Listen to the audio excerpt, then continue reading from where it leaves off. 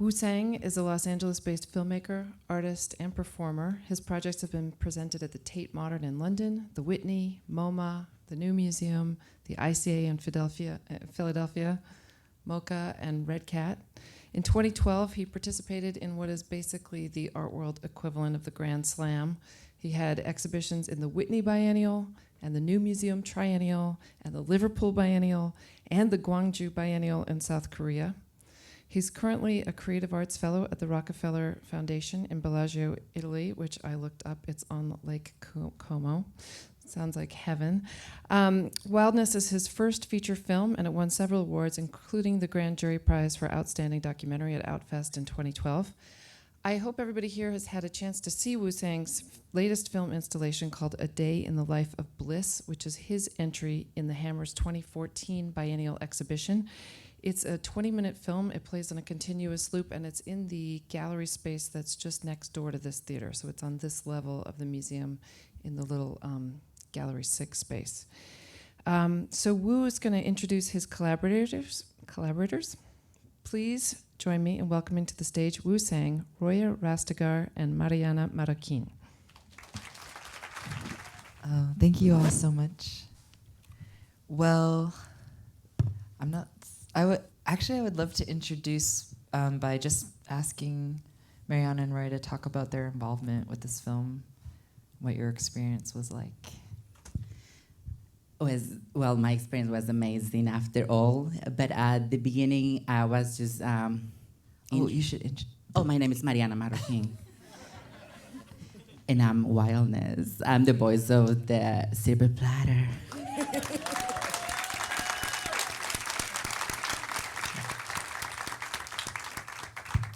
So we have a friend in common, and then she asked me, like, my friend is doing this collaboration, can you do 5 interviews?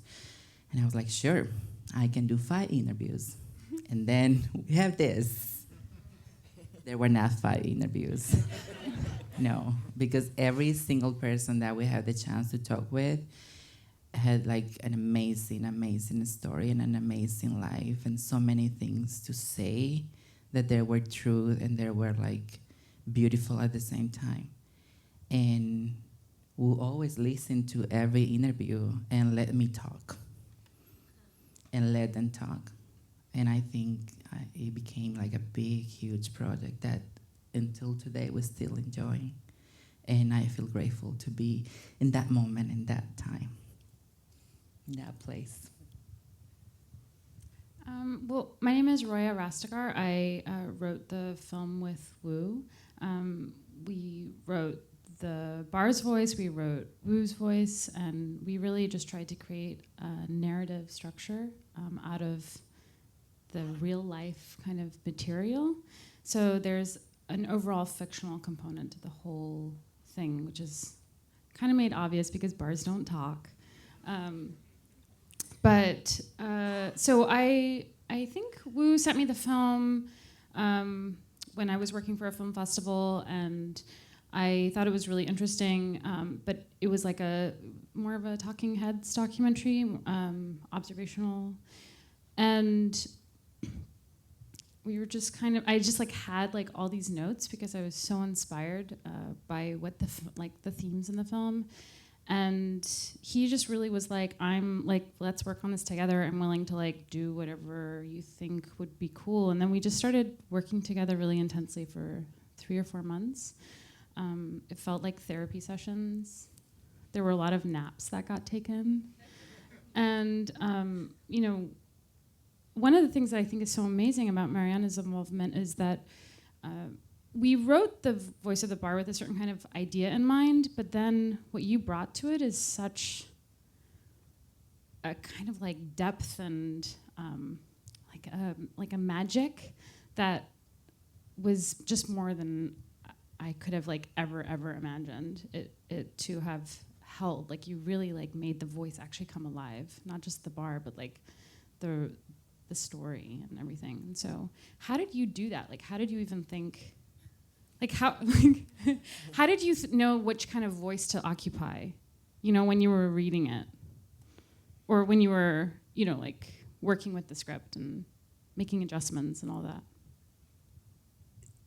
I think it just happened. I mean, like, I am a transgender woman coming from Guatemala, from surviving so many things, and I thinking about going to the Silver Platter in my life. I think that never. I used to work in HIV prevention, doing outreach and going to these kind of places and talk with many transgender women. So I have love for my community. I have that feeling that if I'm able to connect with you or connect with you, I want other people to feel the same love and to feel the same respect.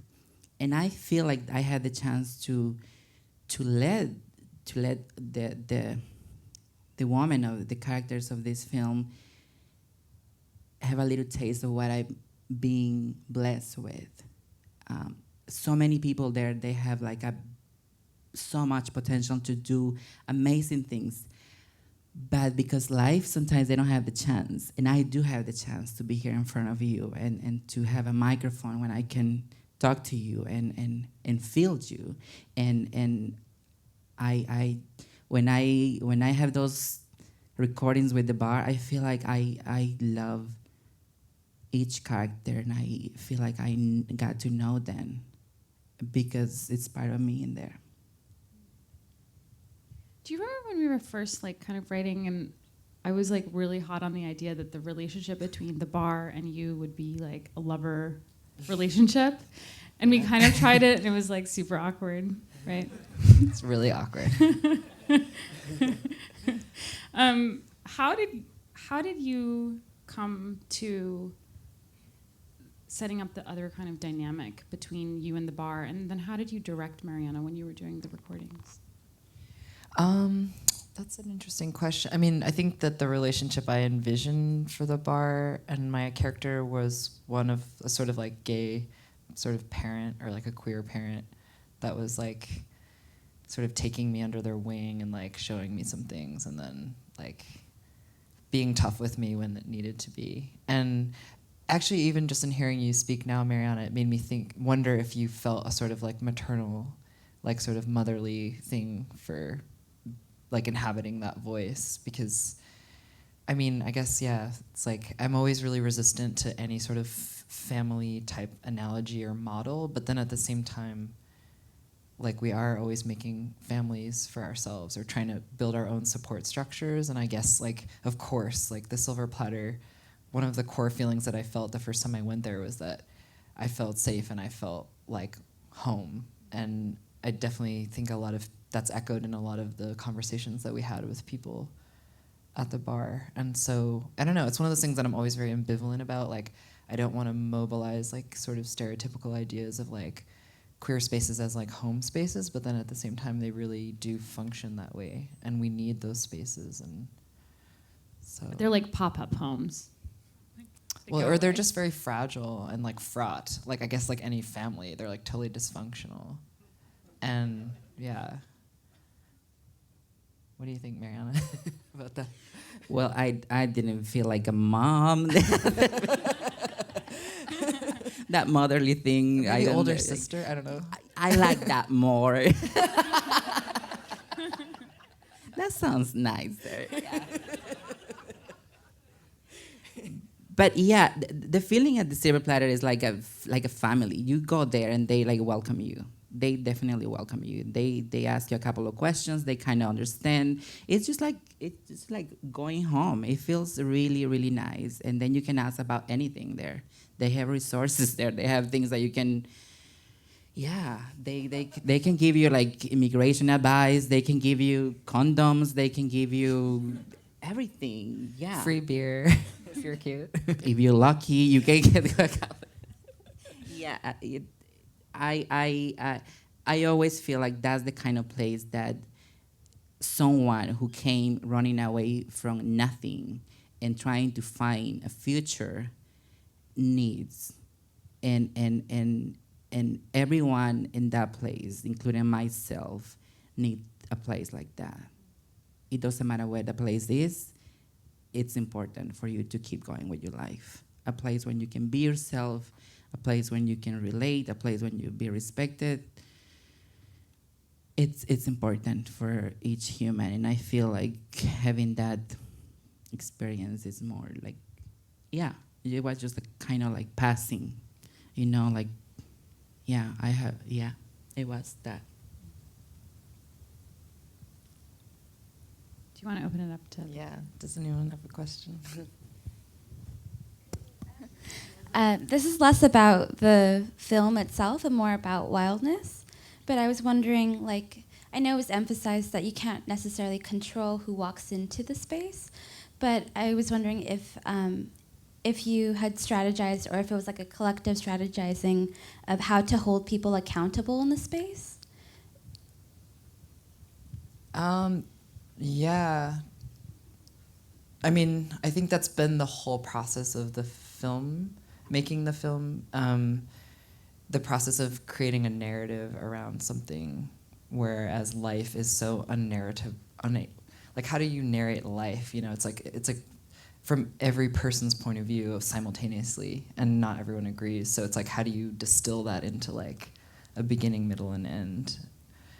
And so the whole process has been about creating conversations and dialogues with people about like, what does it mean to tell this story, and who is it for, and like, what do you think of this story, and like, what is it? I don't know. Yeah, Yeah, because like a film, I mean, I know your question is not about the film and it's about the actual space of wildness, but there is a way in which like film also is a space, you know, where you're like creating a space out of film, especially when you're making a documentary, because you're you're telling a story that's going to inhabit that. So now even when I'm like, whenever I like go by the Silver Platter, I can't see it for what it is. I can only see it for the story that we've imagined around it, you know?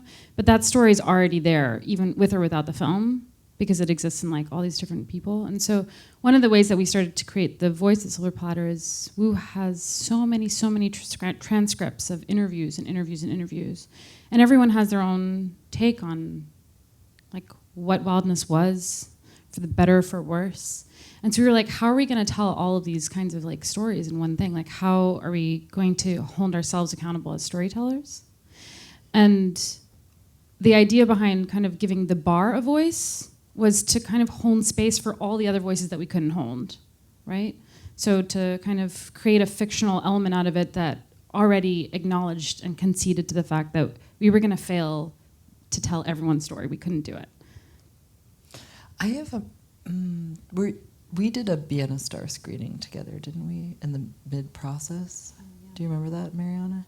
I'm just thinking about, there was one time we did this screening with a group of mostly transgender women at Vienna Star. It was when it was like an early rough cut.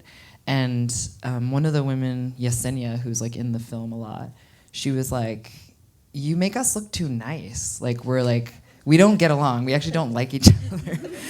And like, that was such a teachable moment for me, because I was like, oh, right, I'm totally idealizing, like, or I guess everyone is always like outside to something, or like we all feel a sense of innerness to something and then outerness to something. And like, how do you then like position yourself in relationship to those things? And then I was really like, wow, she totally called me out. Like, I have this kind of idea that I feel a certain way here. Like, I feel like I belong, or I feel like welcomed by my sisters here, but it's also like there's all kinds of... Do you remember that, Mariana? And also they mentioned like, I want to tell you my story. I want to share with you. Bring me the cameras. I want to talk about it. Everybody was in line to tell their stories, and we were like, it was not about that. But it's beautiful. That means the need is out there of telling who we are. You know, it's like, let me tell you where I'm coming from and who I am. Hi, how's it going? Oh, that's loud. So I had a quick question. I live in the neighborhood, so I love. It was really great seeing the film, and the conflict that was present in the film, in terms of the neighborhood, of you feeling like you belong, and in this community that's very, I don't know, that is separate from me, that I feel very belonging to now. I completely relate to that in your experience there. but in the end of the film, I wasn't sure what your resolution was of how Wildness had.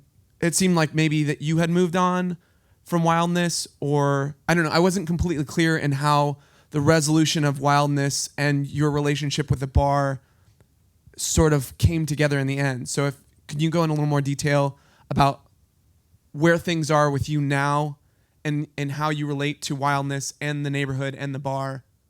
That'd be great. Sure. I think that was for me, right? Yeah. Okay. Well, yes, there is not a clear resolution to the end of this film. I think that's one of the things I appreciate about being able to make work as a visual artist, and is that, you know, there are things that just don't resolve. I think the mission or the mandate I felt was to try to be as honest and transparent as I could be about what actually happened, and that was a difficult process of unpacking. And I mean, again, like, I'm in the film a lot, which isn't necessarily like a strategy I would always employ, but in this instance, because of like the nature of representation and like all of that stuff, it became important to like foreground my subjectivity as the filmmaker. And yes, and it is, I think something that is left as a question by the film is like, what's happening now? And yeah, and I mean, I also tried to include this level of, I don't know if it's like discomfort. I mean, maybe I feel discomfort in showing that there is this thing about like really different things happening to the organizers of Wildness than to some of the people like Javier, for example, who lost his job. And, you know, like basically like it was like a bunch of people's lives who intertwined in this really organic way for this period of time. And then when that moment ended, like it was sort of became very clear like how different we also all were. And, you know, not everyone has the same safety net underneath them or the same opportunities offered to them, or like working for free or practically free on a party is really different if you can capitalize on that as cultural capital versus if it's actually like cash money that you need to pay rent or something. I mean, it's like a combination of things, right? It's not black and white, but essentially, try to answer that in the short term. I mean, the Silver Platter is, as you know, because you live in the neighborhood, is still operating, and actually Koki got his job back, and so he still works there. I'm not able to go to the Silver Platter as often as I used to go, like every week, many days a week, and that is to some degree a part to do with what happens, you know, as a visual artist, like having to work and support myself and my career. It also involves a lot of travel, and I was talking to Mariana about this today. It's just like I'm not being able to have the same sense of like community when I was more in LA constantly. So yeah, I don't know if that answers your question, but again, I'm trying to be like honest and allow for everyone's realities to exist at the same time and not like impose a narrative on top of it, if that makes sense. Yes, I'm glad I finally got to see the film. I originally saw the short documentary version that you did about the Silver Platter. I think it was called De Melos Todo. And I don't know if all of you were involved in that as well, but my question was, how or at what point did you decide that you wanted to try to encapsulate the Silver Platter experience and Wildness into a film? Did that happen while the parties were still going on, or was it mostly afterward? And just how did it all come about? It was a pretty organic evolution. The first thing that happened was Wildness was a party, and then what happened was that I was filming as a performer, documenting a lot of the performances, and then I became friends with some of the people at the bar, particularly the owner, Gonzalo, and that was the first interview that Mariana and I did, was with Gonzalo before he passed away. And I was really just interested in getting like oral histories because he would just tell me these amazing stories, and it seemed like basically the more we talked to people, the more we were interested to learn. And it was sort of like the whole process took 4 years. There was some overlap with the actual party itself, but the party ended and it was another year of filming and editing, and then it was like around that time is when I met Roya, and we started working together. So it was basically like a year, 2 years of editing, and the second year of editing we was when we decided to try to explore a different form of narrative and write a script and develop the bar character. My question is for Wu. I felt your name made me want to learn more about your work. Can you talk about the origin of Wu Tsang? That's a really good title for a film, by the way. The Origins of Wu Tsang. I don't know what to say about my name.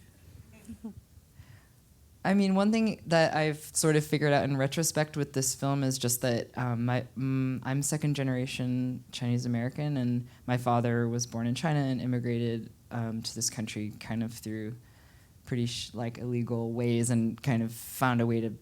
His family became citizens, and he grew up he raised me in Massachusetts. So I grew up in like a very like white America kind of part of the country, and I've always had this, and he was always very, very, very reluctant to talk about his immigration experience. Like it was just something that was like not talked about, or you didn't ask about it. And I think I think part of making this film for me on a personal level is about trying to create, I guess, my own mythology or my own understanding of what that experience might have been. It's more connected to my own maybe experience of being transgender, but in a way it doesn't matter. It's just like that's my point of entry.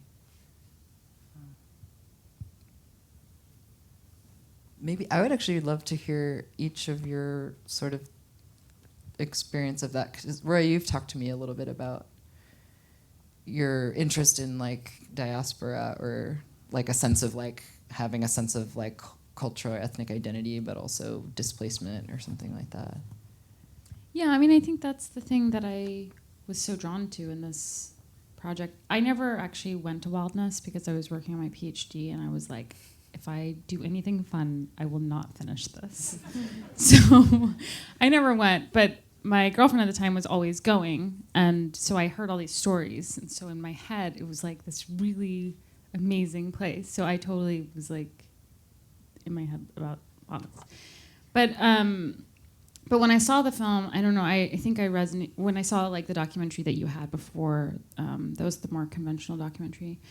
I think one of the reasons why I was so moved by it was because, you know, I live in exile from Iran. I've never been, but like people look at me and they're like, oh, like, aren't you so glad you're in this country? And I don't understand like what it would, I have no sense of like where I'm supposed to belong in a way, because I know that even if I were to like go back to this like land of Iran, which when I was like 15 I thought was like the Bahamas, because that's what I wanted it to look like, that it would be somehow like this amazing place. And so I just like I just always have this sense that like I don't belong in any kind of a space. So I'm just always really interested in like how I've always been interested in how a space always has an inside and an outside. And what makes a space is like who's inside of it and who's outside of it. And I think that was the thing that I like saw in this film that I was like so moved by.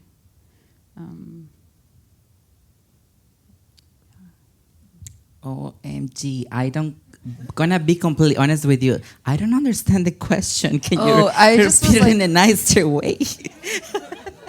I mean, I was sort of spinning off of this question about origins and like maybe one's relationship to the Silver Platter in terms of like, I don't know, like a relationship to, like, I mean, a lot of people at the Silver Platter have a story about where they came from and how they got to Silver Platter and why they're there and what it means. And like, I have my own story, and like, I mean, you have a story about like, we met and we started working there, but it's also like a story of origins. And I was just curious if you have anything you want to share. Well, I came from Guatemala, and I'm a refugee. No, I got my asylum from Guatemala.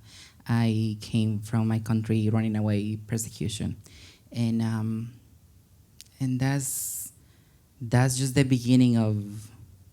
But I graduated from a art school in Guatemala, in my country, one of the most important school in my country, and I'm so proud of it. The National School of Dramatic Arts. I graduated before transition, but when I came here, I didn't know they were transgender, so I had the chance to transition. But I never thought that I would be able to bring my background and my career to be able to be on a stage or to act again as me, as Mariana, as who I am.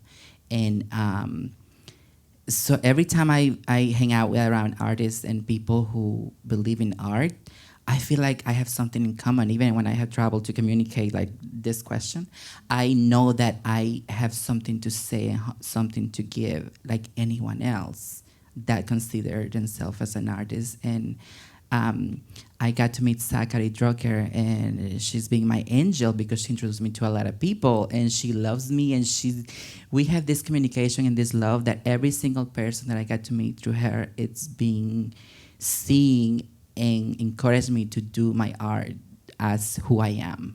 And I think if you call me to do something, anything, I'll be there because I know how to do it, regardless who I am and where I'm coming from or my background or everything else. So when I got involved with this and doing the voiceover, which was kind of very organic, I don't even know what I was doing in that moment when I started recording that. And when I hear my voice on the big screen, I was like, I actually sound really good. I always hate. Doesn't she though?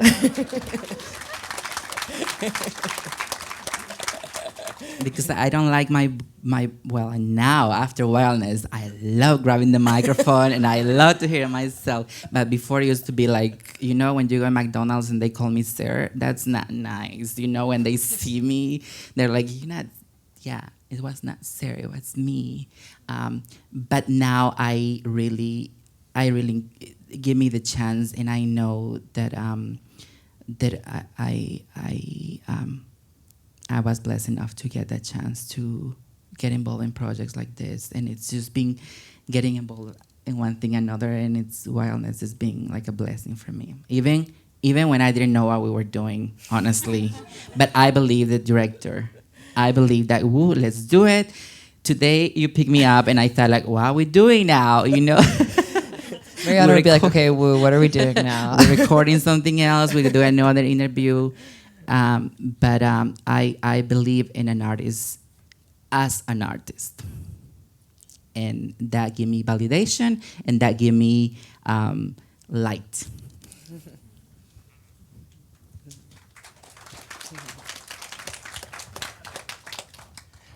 I'm pretty familiar with the area, and I know there are like a lot of gangs and drug dealers in the area.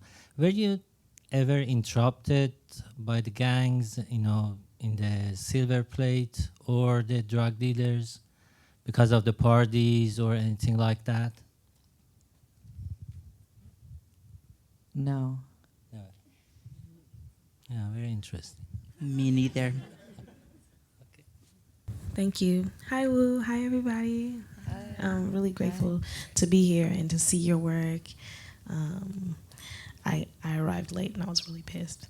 But I guess want to express appreciation for a film about safe space and what it can mean to the community. I think you had mentioned earlier that it can seem like a place of refuge after you've left a lot of things behind, or you can't go back to where you came from, where your start was. And hold on, I wrote it down. So I basically wanted to know, since your career may have taken a different energy and you've had to like go and focus on that and not be in LA as much, how do you go about maintaining connection and maintaining safe spaces as you travel and as you do your work in art, which can be, from my experience, a very transmutative experience. So I just want to know that, and how having a safe space has affected your work, if you do still maintain it. Well, one of the things that has been really amazing with this project is that I have traveled a lot with the film, and it's been really great to have conversations with people in different cities and different countries about what safe space means to them, and sort of like what I think it's been really interesting that there are a lot of things that are conflicts and struggles in this film that I've seen echoed in a lot of places, like, I don't know, like Mexico City or Stockholm, or like places that I've been where it's like completely different contexts, but some of the issues are completely related. And so the film has been a way to like have those conversations with wider communities and audiences. I also, I guess now, like, the project that I have that's here in the biennial, that's an installation, is a project that's more of a hybrid fiction. There's some elements of reality to it, but it's more of a story that I wrote with some friends, and Roya's been involved, and Alex Sagade is a co-writer, and it's also, for me, about like working with subject matter and themes and storylines that are kind of related to this thing where I continue to be interested in how subculture, underground culture can be really vital spaces of resistance, and how is that, in this particular project, what I'm thinking a lot about is like, how is that really different now that the internet has changed the way that we like physically experience space? So that's kind of where I'm at right now, I guess, is I'm thinking more about like how, I guess, like virtual life or like the networks of online communities have radically changed how we would even talk about community, or like the idea that, you know, a space is underground, it's like in a place you have to go and it's kind of hidden and you have to find out about it. It's like, that's just so different now that like people are constantly self-documenting and sharing references like globally, which I think is like a really interesting, exciting thing, as much as it also raises questions for me about the sort of like politics of those spaces, or like what is the nature of like what happens when you change that space, I guess. So anyway, I guess my interests continue, and they're just in, I think it's always important to just be realistic about what you can possibly know about a place, or a context or a community when you go somewhere. Like if I'm somewhere for a month, I'm not gonna have the same amount of insight as I might if I'm somewhere for 2 years, and I just try to carry that intention with me whatever I do. I really amazed, blown away by the film. Just had a kind of question about the legal clinic and how that played out in the community, whether you thought that was a successful thing, and how long exactly it was there for?